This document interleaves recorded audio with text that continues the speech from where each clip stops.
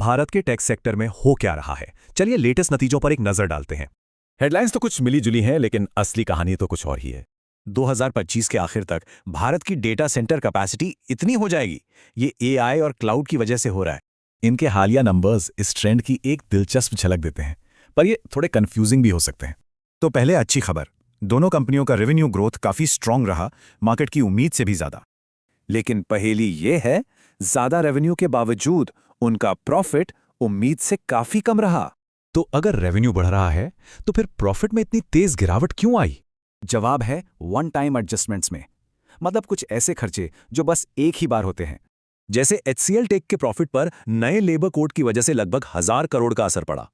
और TCS को भी ऐसे ही एडजस्टमेंट्स और कुछ लीगल क्लेम्स का सामना करना पड़ा। तो असल कहानी ये है कि हेडलाइन में प्रॉफिट भले ही कम दिखे, लेकिन कोर बिजनेस परफॉर्मेंस अभी भी मजबूत है। मैनेजमेंट का फोकस एकदम क्लियर है। TCS का लक्ष्य है दुनिया की सबसे बड़ी AI led tech service company बनना। और ये सिर्फ बातें नहीं है, TCS का AI सर्विस रेवेन्यू पहले ही इस लेवल पर पहुंच चुका है।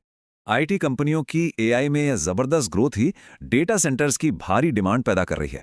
इससे डेटा सेंटर इंफ्रास्ट्रक्चर पर फोकस्ड हाई ग्रोथ स्टॉक्स की एक नई क्लास तैयार हो गई है।